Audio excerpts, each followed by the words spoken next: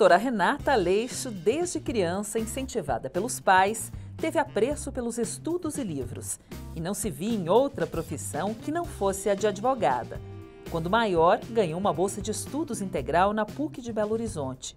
Logo nos primeiros semestres do curso, já esboçava a fundação do seu escritório, mas notou que o estudo incessante e a ferrenha disciplina somente não seriam suficientes para que sua futura empresa prosperasse. Precisava conviver com profissionais experientes e circular pelo Fórum de Belo Horizonte. Então, no terceiro período da faculdade, sem a carteira de estagiária, que era concedida somente no sétimo período, Renata já estagiava num conceituado escritório na região de Belo Horizonte. Formada, doutora Renata colocou seu projeto inicial em prática e abriu seu próprio escritório, atuando na área civil e trabalhista. Hoje, com a atual situação mundial, ela já trabalha com novas perspectivas, pois o número de clientes residentes em outros estados que passaram a procurá-la aumentou significativamente, dada a implementação da realização de consultas e audiências por videoconferência. Portanto, a doutora já vislumbra atuar em outras áreas do direito, como previdenciário e tributário, além da contratação de profissionais que comunguem da sua principal característica, o atendimento personalizado e humanizado. Olá, seja bem-vindo. O Empresários de Sucesso TV está no ar. Vamos conversar com Renata Aleixo, proprietária do escritório Aleixo Advocacia, Assessoria e Consultoria Jurídica. Doutora Renata, seja muito bem-vinda ao Empresários de Sucesso. Muito obrigada pela oportunidade de poder compartilhar um pouco da minha história e da história da minha empresa. Então, conta pra gente como é que você ingressou no direito, né? Como é que essa história começou e também sobre a criação do escritório. Eu nasci numa cidade do interior do Espírito Santo, mas desde pequeno eu sempre tive muita vontade de empreender e de ter meu próprio negócio. Na verdade, o desejo de fazer direito surgiu depois que eu mudei para BH e passei a trabalhar numa imobiliária. E aí, convivendo com os advogados que lá trabalhavam também, eu passei a nutrir uma admiração muito grande pela área jurídica. Já na faculdade, eu coloquei como meta que assim que formada, eu queria ter meu próprio escritório e ter meu próprio negócio. E eu fui me preparando desde já. Então, eu tive cuidado, eu tive o esforço de arrumar um escritório que eu pudesse estagiar desde o início do curso. Eu fui, de uma certa maneira, me capitalizando para que assim que adquirida a carteira da OAB, eu pudesse abrir o meu negócio e trabalhar da maneira que eu acredito ser a correta. E sempre assim, com muito estudo, com muita disciplina, com foco em ser a melhor profissional que eu conseguisse ser. Uhum. E você tem expertise em qual área do direito? Eu atuo na área de direito civil e dentro do direito civil também eu atuo na área de direito de família. E o seu escritório, como atua? Aqui no escritório a gente também atua na área trabalhista. O escritório foi crescendo, foi expandindo e por causa das demandas dos clientes nós também implementamos mais essa área. Uhum. Durante a quarentena, houve algum serviço que teve procura maior nesse período? Houve sim. O estreitamento da convivência acirrou os ânimos de uma certa maneira e o número de divórcios aumentou consideravelmente. Uma outra demanda recorrente dentro da área de família é a questão da convivência paterno-filial, né? Como que o pai pode exercer o seu direito de visitação não colocando a vida do menor em risco, né? Esse é um ponto. O outro ponto do direito de família também é a questão da prestação alimentar. Como o pai desempregado, como o pai que teve uma diminuição considerável na sua renda, pode continuar a adimplir os alimentos, pode pagar a prestação alimentícia de uma maneira que ele não prejudique o menor, dada essa restrição econômica e financeira que a maioria dos pais hoje vivem.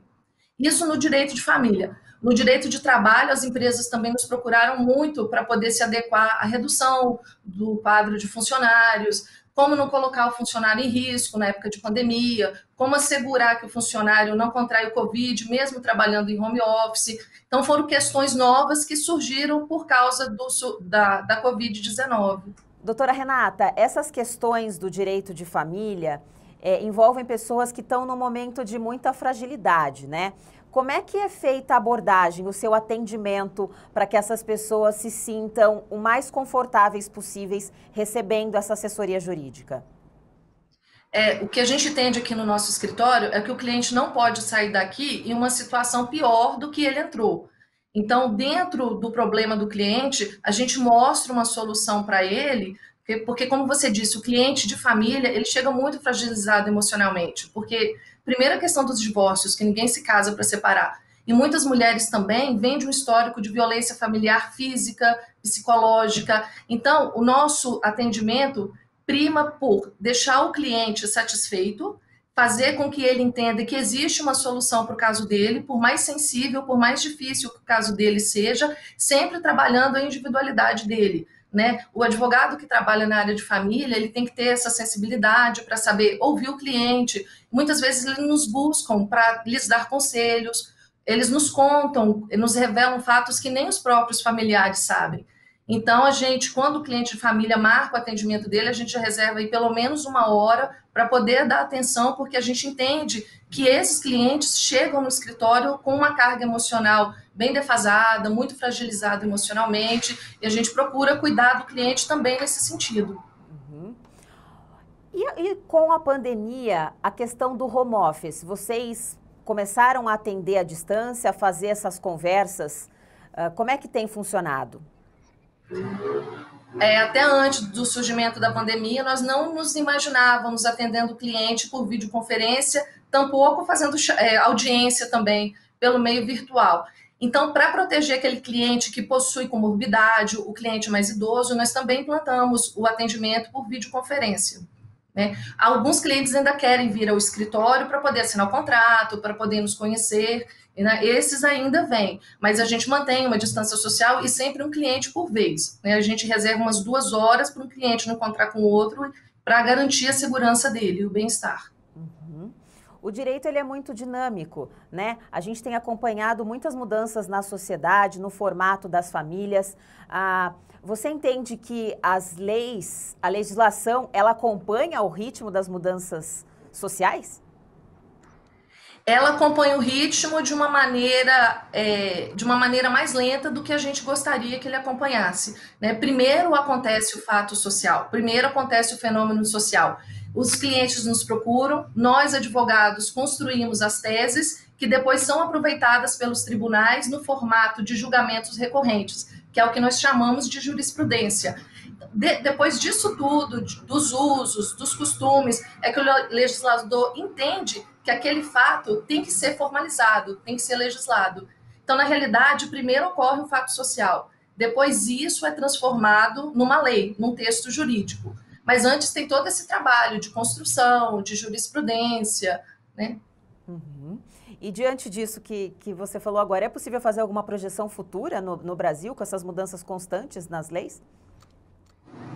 Como eu disse, não há como a gente fazer uma previsão futura justamente por causa desse anacronismo. Primeiro ocorre o fato social e depois o direito vem para formalizar o que já vem acontecendo de uma certa maneira. O que o advogado faz é orientar o seu cliente dentro do que está sendo dito, dentro do que está sendo publicado.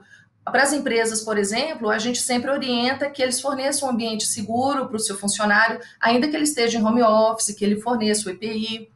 No direito de família, que é uma área mais sensível, na qual os ânimos estão acirrados, a gente sempre busca a solução amigável, porque o litigioso nessa questão é o pior dos mundos. Então, a solução amigável, a gente sempre entra em contato com outra parte, ela é menos dramática e ela é menos desgastante para o cliente. Então, o nosso trabalho, dentro do que é estudado na pandemia, é um trabalho preventivo e de orientação. No cível, por exemplo, há de se ter muito cuidado no momento de assinatura dos contratos, né? Os bancos, as instituições financeiras, elas têm se tornado mais rígidas. Então, o cliente que vai contratar, ele precisa procurar um advogado para ser orientado quanto ao conteúdo do que ele está assinando. Então, esses cuidados devem ser observados. Uhum. Doutora Renata, muito obrigada pela sua participação aqui no Empresários de Sucesso e por todos os esclarecimentos. Obrigada. Eu conversei com Renata Aleixo, proprietária do escritório Aleixo Advocacia, Assessoria e Consultoria Jurídica. Empresários de Sucesso TV, o canal do empreendedorismo. Até a próxima!